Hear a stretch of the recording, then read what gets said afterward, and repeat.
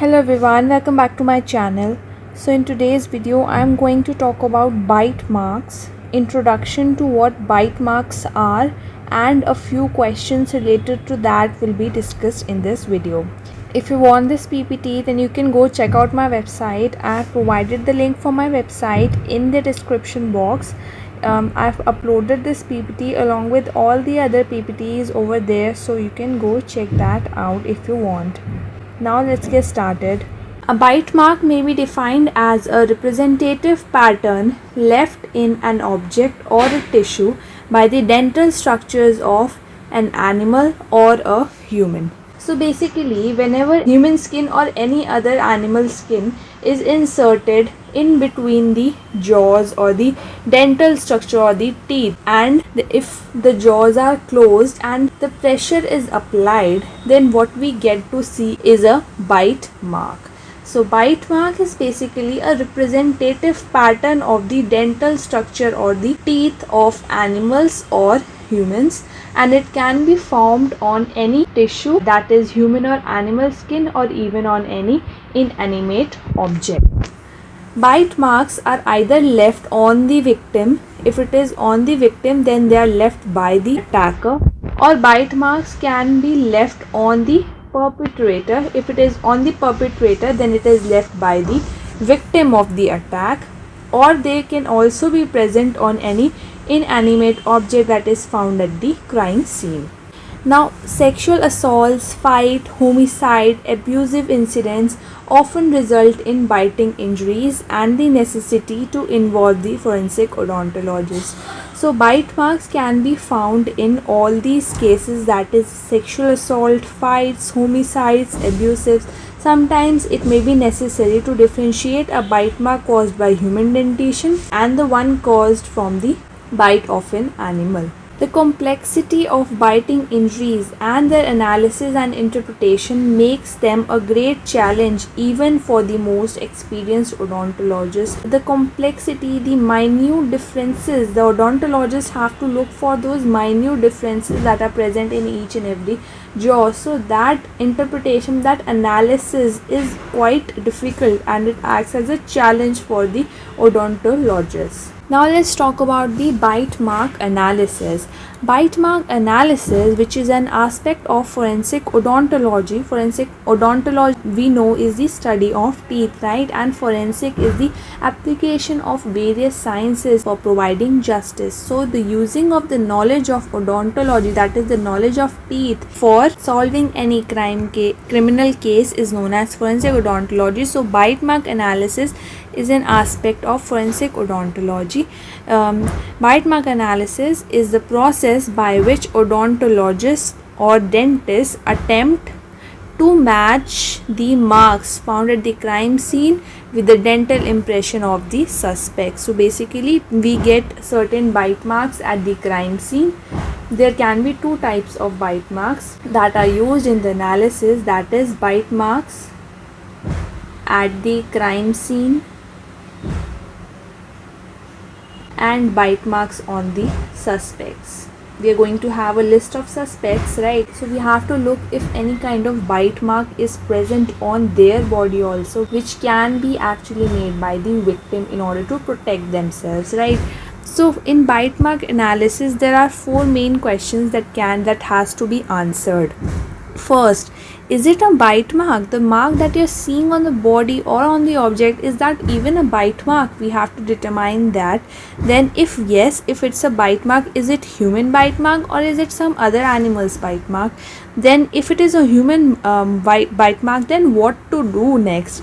And after that, last, are there any features in the bite mark that can be compared to the dentition of a potential biter? So all these questions have to be answered in this bite mark analysis. So first question was, is it a bite mark? So bite mark is generally oval or it can be circular in shape, containing tooth and arc marks. So if we get to see an oval or circular shape having tooth or arc type shape like this, as we can see here in this picture, then yes, that is a bite mark. Then the question arises, is it a human bite mark? Then the characteristics for human bite marks are that they usually comprise of two opposing facing U-shaped arches. As you can see here, these are two U-shaped arches. Now this is the normal case, but in some cases only one also might be present. There's a possibility that the other jaw was not in contact with the surface, it was over a cloth or any other object, and due to which only one of the jaw is able to form the bite mark. So generally there are two arches, U-shaped arches, which leads to formation of an oval or an elliptical shape. So human bite mark is oval or elliptical, that may be separated by open spaces, here you can see, or as a ring of marks. They have elliptical or oval pattern containing tooth and arch marks. Central bruising is often present. Here you can see the central red area, and it is caused by compression, positive pressure of the solid tissue between the teeth. Human bite mark may present as diffuse or specific bruising, abrasions, lacerations through the complete eversion of the tissue, and often in combination. So human bite mark may have bruises, abrasions, lacerations, or even complete eversion, complete skin has come out. That is also a possibility. Now we have a bite mark. Now what to do next? So early recognition is very important in bite mark cases. Why? Because bite marks will start healing themselves. Healing might occur, and these marks may quickly fade or change in both living and dead. So we need early recognition and action. That is very necessary. So what we need to do is, all these points will also be discussed in detail in my video of bite mark analysis. You can also go check that video out, but in short I'm explaining it here that first of all we have to do notes making. We have to describe how the bite marks are looking, where they are located, what is the shape and the color and the size and the type of injury that is caused. All these points have to be noted down. Then the collection occurs. Before that, photography is very important. As you can see here, a scale has to be used for photography. Scale has to be placed near the bite mark, and then photograph has to be taken. The photograph has to be very clear, which it should be telling about the location of the bite mark, the shape, color, size, everything has to be captured in that photograph.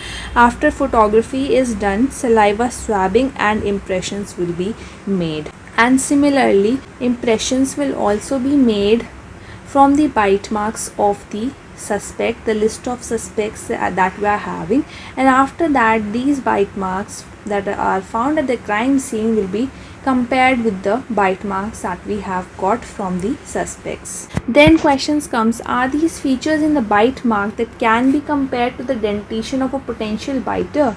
Bite marks, like fingerprints, are unique to every single person. This means an investigator can tell a lot about the perpetrator or the biter, which can make the hunt for suspect easier.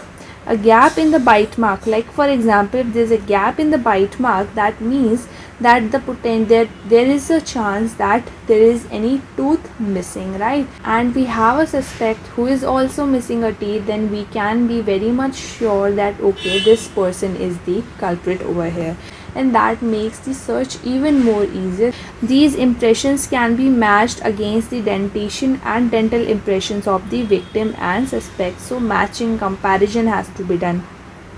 It has been established as an efficient tool in identifying criminals involving what all cases? In cases of abduction, child abuse, homicide and sexual assaults.